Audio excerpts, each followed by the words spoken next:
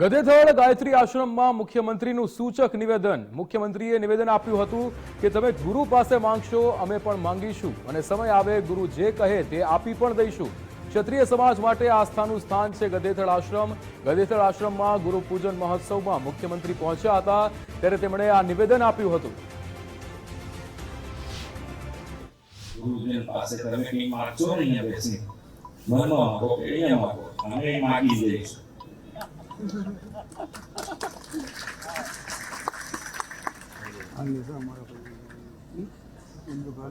જેમાં જ્યારે વારો થશે આપવાનું ત્યારે અમે આપી દઈશું।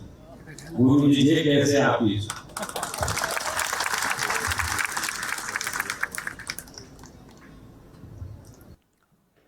આપણી સાથે ન્યૂઝરૂમથી ઉમંગ રાવલ લાઈવ જોડાઈ ગયા છે। ઉમંગ, જે રીતે મુખ્યમંત્રીએ નિવેદન આપ્યું છે કે તમે ગુરુ પાસે માંગશો તો અમે પણ માંગીશું અને સમય આવે ત્યારે ગુરુ જે કહે તે આપી પણ દઈશું।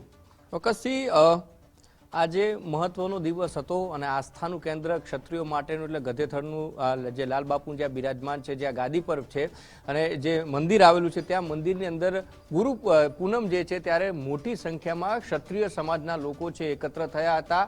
લાલબાપુ છે તેમના પણ આશીર્વાદ લીધા હતા અને મુખ્યમંત્રી જે છે જે તે સમયે લાલબાપુને વચન આપ્યું હતું। એ બીમાર પડ્યા હતા ત્યારે જ્યારે મુખ્યમંત્રી તેમને મળવા ગયા હતા એમની સ્પીચની અંદર જે વાત કરવામાં આવી છે, લાલબાપુએ કીધું હતું કે એક વખત તમે ગધેથળ જે ગાદી છે તે આશ્રમ ઉપર દર્શન કરવા આવો અને વચન જે આપ્યું તે મુખ્યમંત્રીએ પૂરું કર્યું અને ત્યાં દર્શન કરવા માટે પણ ગયા હતા।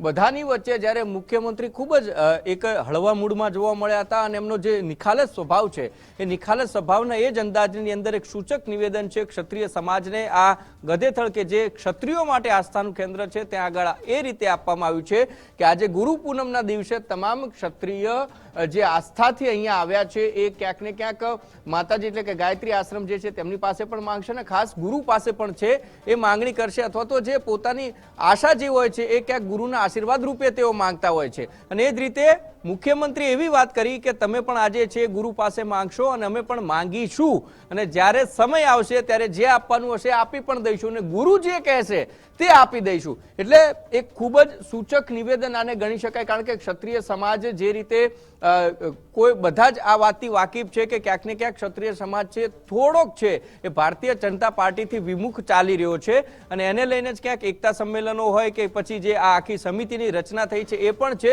અને એ બધાની વચ્ચે 22 ડિસેમ્બરે અમદાવાદની અંદર પણ એક મોટું સંમેલન છે ક્ષત્રિય સમાજનું એક અલગ નામથી છે મળવા જઈ રહ્યું છે ને પહેલા જ સીએમનું આ સૂચક નિવેદન એ ખૂબ જ મહત્વનું સાબિત થઈ જાય છે ને એ પણ એ જગ્યાએ કે જ્યાં તમામ ક્ષત્રિય સમાજના લોકોનું આસ્થાનું કેન્દ્ર છે ને જ્યાં લાલબાપુ પોતે હાજર હતા ત્યાં આગળ જ આ સીએમનું નિવેદન એ ખૂબ ક્ષત્રિય સમાજને સૂચન કરતું એ સામે આવ્યું છે। જી બિલકુલ ઉમંગ, સમગ્ર માહિતી સાથે જોડાવા બદલ આપનો આભાર।